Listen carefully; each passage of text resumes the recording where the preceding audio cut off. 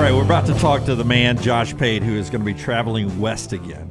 Covered wagon, loaded, ready to go out and watch another good college football game out in what will be known very, very soon as formerly the Pac-12. But first, let me tell you about the greatest tequila ever made in modern history. It is Maestro Dobel Diamante Tequila. Tequila is so smooth that even I can do a shot of it and not go, Okay, hey, let's let Pate see that. I'm going to run and pour you one real quick. Made with 100% pure agave, aged in a European wood barrel, Balkan region of Eastern Europe, where the best wooden barrels come from. It is Maestro Dobel Diamante Tequila, crystal clear and robust. He is Josh Pate at Late Kick Josh on Twitter, 24/7 Sports. You follow him. You guys love him. You love when he comes on the show, as do we. He's on the Johnston RVCenter.com hotline. What is up, Josh Pate? How are you? I was just thinking, watching Dunaway's dramatic interpretation there of a tequila shot. What's funny is the Pac-12 has fashioned itself this year in a way that we can all take a shot of it, and none of us go. That's a great. Which hasn't always been the case. It's a great tie. That's a very Dunaway-like segue. Really good reenactment. Yeah, I like it. Yeah, you're about to head back out there, but before you head out to the Pac-12, I want to go back to last weekend. Do you think James Franklin can ever get over this big game hump? I mean, sometimes you just are what you are. Yeah, so the answer is technically yes, it's possible, but at the same time, I mean, I know you guys watched the game. We were on the sideline for it. There was just no threat. Like Michigan never felt threatened. And normally in a one score game or at the end, a single digit margin game, you ask, if we played this game 10 times, how many times would the losing team win? And it's like, 3 times out of 10, maybe 2 times out of 10. I don't feel like Penn State ever would have won that game because Michigan, all they did was empty as much of the barrel as they needed to. They had so much more. They could have gone full Ernie Banks. They could have just said, you want to play 2? Let's play 2. We got plenty left. He fired the OC the next day. I think they knew, candidly, even back in spring, I think they knew that was going to be a challenge. That was going to be an uphill fight for them. They didn't feel good at the receiver position. They went to Kent State and the MAC trying to bring guys in. But at the same time, I think it's safe to say there are teams out there with lesser offensive talent doing a lot more than Penn State was. So that's not an excuse. I'm interested to see twofold. Number one, where do they go with this OC hire? Number two, does it coincide with sort of a philosophical change in the way they do things over there? If those answers are no, he's not getting over that hump. I think those answers may be yes. I don't feel like there are miles of separation up there, but it's such a clear pecking order. I mean, there's no conference where the hierarchy is clearer year to year, it seems like right now, than the Big Ten. I've said for a long time I believe Michigan's the best team in college football, but then watching them, if you would have told me, hey, they win the game by 9 points, I would have said, okay, that's a good win. But watching them, and you're right, I mean, to run the ball 32 consecutive times, at least on record, I just wanted to see more from J.J. McCarthy. I know he didn't need to do anything, but, I mean, do you still feel like Michigan is as good as they were going into that game? Yeah, so this is, to me, it could be a box score imprisonment. It could be one of those things where we get down to the Ohio State game a couple of weeks from now, or maybe they're even in the playoff, and we look and say what you just said there. We say, you look back at the Penn State game, they threw the ball 8 times, and sometimes a box score could convince you that is the team there.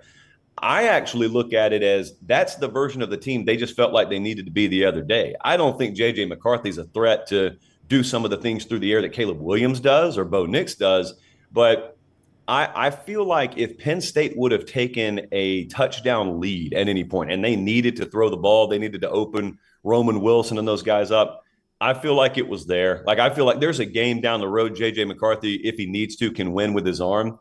So having said that, I know that box score looks like a service academy score, throwing the ball 8 times. I don't think that's the version they have to be. I think it's just the version they chose to be the other day.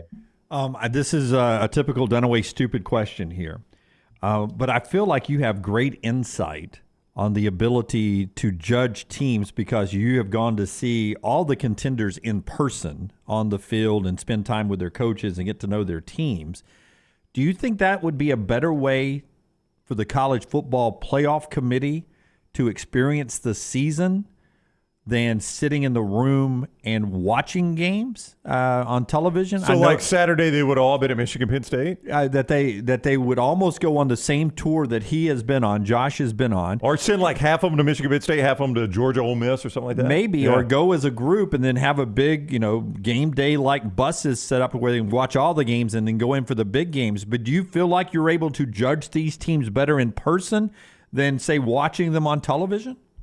All right, Dunaway, I love you. I love you like a grandfather. This is a horrific idea. Wait, time out. Wow. I mean, that was dirtier than anything Dallas Turner's ever done. Look, I'm just playing the game clean and hard over here. Okay. I love you like a much, much older brother. Okay. You know that. Yeah. A much older stepbrother sort. And how about a guy who taught you the ropes, maybe? A mentor, maybe. Yeah. So I think this is a horrific idea. Let me tell you why. Firstly, if you sent those folks on the road and they got the free things that we get, they would be bought off in 2 nanoseconds. Secondly, if you send those people out on the road and they start to get recognized, I don't need these people with a bigger head than they already have. I don't need them to become more celebrity than they already are, because I think that would get them drunk really, really quickly. I think they would be prisoner of the moment. I mean, I think the stadium whose crowd does the wave with their cell phones in the air the most impressively could sway them at the end of the day. I think it's best to do actually what we do right now, which is define criteria, and it may be written in pencil, but define criteria, put those people in a room, pretend like they're debating over something, when in reality, it's pretty set in stone what they're deciding over. It's not perfect, but it would be far more perfect. Can you imagine crowds chanting the names of playoff committee members to try and sway them, and the committee members with big smiles on their face on the national broadcast? It just sounds gross even talking about it. So I award you no points, and may God have mercy on your soul. Josh Pate is with us at Late Kick Josh on Twitter. 24/7 Sports. Go thumbs up his videos like we ask you to do for hours. You can do it for hours right now. Give it a thumbs up. Very easy to do. Do the same for Josh, and subscribe and set your alerts for all of his content. He is on the JohnstonRVCenter.com hotline. I don't know if you're like Herb Street, like if you attend a game, you cannot pick it. But I think Lance and I feel like you're going to watch one of the first moments of chaos in this college football playoff run here, and you're going to watch Oregon State beat Washington. Lance and I feel that way. Well, I'm not nearly that professional. Herb Street's a different level. He's up on that shelf, and I'm down here on the ground. Right. I've been knocked off. I got no problem if I'm about to pick Oregon State, and that's what I'm leaning towards. We picked the games on tonight's show. What you just said, I think, is the hidden story of the season. The volcanic Saturday hasn't happened yet, and history tells us we're not making it through a college football season where all this chalk holds. There's no way. What may happen is we get 1 week deeper into November than usual, and people convince themselves this is the anomaly year, and then it blows up. But there is no way that's about to happen, man. There's absolutely no way. So I think that may be one domino. I think we still have several dominoes to fall. Like, there are multiple dominoes in the top 10 still to fall. That's why I keep having folks, I'm talking about like friends of mine, not on shows, friends of mine asking, is Alabama going to get screwed? Alabama's going to be in, man. They win, and they're going to find a way in, and that committee's going to find a way in for them, because there's going to be a clear path. I just believe that until I am actually shown otherwise on the field. So I think you may be right about what we're going to witness. So I brought this up yesterday. We were talking about Texas A&M, and I know he would probably not be a candidate, but Jonathan Smith, fantastic coach. You know it. We know it. That is a really, really difficult job. But now that they really don't have a home, how much is Oregon State going to be able to pay him? And I know he would probably be like, hey, I want to end my career here, and he still might. But not knowing what the end game there is, if he was to get an offer with like a Texas A&M, do you think is that something he would actually take a look at? Logic tells me, yeah. That's a total blind spot for me. DeBoer, I don't know. Jonathan Smith, I don't know. Jed Fish, I don't know these guys personally. And so my guess is as good as the next person on this, but logic tells me if you're landing, you got everything you need at Oregon. That's a totally different conversation. And to an extent, I guess Kalen DeBoer may, because at least they got Big Ten inclusion. Jonathan Smith, like, I don't know how there's a counter argument unless he just happens to have roots planted in Corvallis, Oregon. And this is no disrespect to the program. It's just reality. Like, where are you going to be? This is it. The pinnacle is now. And also, think about this. It'd be one thing if they were tracking for a 7-5 season and he had just shown promise and there were flashes. They're bona fide contenders right now at the 11th hour of the Pac-12's existence, and you've got big jobs coming open. If he gets a look, man, I don't care how well you like it up there, how well you think you have things constructed. Logic tells me, yeah, you got to take a look at that, and maybe any other job that comes open. Like, think about this. I'm just going to pick a program. Like, what if Mississippi State offered Jonathan Smith? Now, conventionally, you would say, oh, man, Mississippi, do I really want to move all the way across the country and try and take over that program? Well, that program has an SEC sticker on its helmet. That program has a dedicated fan base. That program can pay you more than Oregon State can. And also, there's upward mobility at that program. What are you going to have at Oregon State? So I know it sounds harsh. If I'm a Beavers fan, I hate that. But it's not my fault. Blame the Big Ten. I'm just citing facts at this point. Another dumb Jim question. That's 2 for 2. I don't think Texas loses this year. So your path with Alabama, I understand that. These guys think they have trouble in Cyclone Land this weekend. Do you think they have trouble at Iowa State? Oh, yes, I do. Yes, I do. This is not dumb, though. My older brother redeems himself on this one. It's okay to be skeptical of what Iowa State can do. But look, I feel like what people were scared of with TCU last week, that fear should actually be placed in the barrel of Iowa State. This, to me, is where you could really catch one. They went and blew out Brigham Young last week. They've got some late season momentum. I think they found some things at quarterback, and I don't even pretend to imagine that your audience or anyone's audience has been watching Iowa State football. But I am the degenerate that has been watching it. So I think they're playing plenty well enough to where if they're plus 1 turnover, if they win hidden yardage battle, they get a special team score here or there, I think they can absolutely beat them. Texas has had 3 different 3-touchdown leads or close to 3 touchdown leads and came within razor wire's width of losing games lately. So nothing is safe. And also, this is the first game they play absent Jonathan Brooks, who had been the most consistent performer on that team. I am very worried about their status, period. Just going in. It feels like a very shaky contender. They feel like the shakiest contender amongst the group right now. USC's lost 4 of 5, and I know the Alex Grinch firing was inevitable a week ago, but it seems like there needs to be a bigger reset for Lincoln Riley. I don't know how you feel about this. Something is completely off right now with that program. No, that's it. So the way you framed it is perfectly framed. I don't know if I talked to you guys about this, but I was talking to a really high-profile defensive coordinator over the summer, and he reached out to me because I was talking about Grinch and I was talking about USC's defense. And he said, hey, give me your take on that. And I said, well, I just think he has to make staff moves. I don't think his defensive staff is good enough.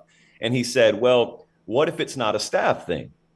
So I said, what do you mean? And he said, I assume you're talking to me because you think I'm good at my job. I said, yeah, I think you're one of the best in the game. He said, well, I don't believe I could do anything at USC. And it's not because I doubt my abilities. It's because I don't think the soil there or the culture is conducive to any guy defensively being planted in it and flourishing. So what you just said is what he said. And that's a guy that would be in the running for this job. He said, it's a culture issue. Like, you've got to be put as a coordinator in the right culture to flourish. And that is not a culture conducive to any kind of defensive flourishing right now. So listen, that's easy to say, but that's like motivational speaker talk. What are the practical 1, 2, 3 steps? Lincoln Riley's not firing himself, so he's got to reinvent something about himself. And he's never done that before. He's won games, but he's never done that before. We've never seen him with a competent or competitive defensive product. It's been, let's score our way, let's hang 50 and hope that's good enough. I don't know what that looks like, but it's got to be done. All right, the Once Upon a Saturday tour on the way to Corvallis, where they do a weird thing like before third downs for their opponents, they play a chainsaw sound effect, which I don't really understand because that seems counterintuitive. The beaver is the one that takes the tree down. If you hit him with a chainsaw, the beaver has nothing to do, Josh. So that one seems weird to me when I watch their games. That allows them to play defense, Brown. Oh, they're not don't focused on the trees? trees. Got it. Okay. Save a tree, eat a beaver. Yeah, it makes perfect sense now, Pate. So tell them when you get out there, we have figured this out now. If I can get my chainsaw through TSA, we're really going to have fun out there. Hey, what is the travel like? Like, I would love to go to Corvallis, but it seems like, and you're flying out of a airport now that has a lot of direct flights. I know there's not one to Corvallis, but it seems like a complete pain in the ass to get to Corvallis. Yeah, you understated it a little bit. We're gonna go through Portland. The trip out there is not bad, but this is a 4:30 Mountain kickoff. You figure 4 hours for the game with commercials. 8:30 ends. You add an hour for post game. You're getting out of there at 9:30, 9:45. You've crossed your fingers for traffic. You got to get to Portland, PDX International by 11:15 to catch a midnight red eye back to Atlanta, connect to Nashville, go straight to the office and do the show the next night. So however that sounds to you is however that sounds. Like hell. Sounds miserable. You do realize the game is on TV. Yeah, not even Pac-12 network. It's on ABC. Yeah, it's on a real network, not even the Pac-12. It sounds like the guy in charge of your tour could have chosen Texas and Iowa State, and it would have been easier. The guy's a complete idiot. A complete and total. I'm going to go in the bathroom in the mirror and have a conversation with him when we're done here, as a matter of fact. All right, here's Josh Pate on his way to Corvallis. Watch his show. Follow him on Twitter at LateKickJosh. Do what we ask you. Do for him what we ask you to do for us. Give him a thumbs up on his videos like you can do on our video right now. Like and subscribe. Follow his YouTube channel, all of that. Josh, thank you very much for the time. Safe travels, especially coming home. I'll see you guys.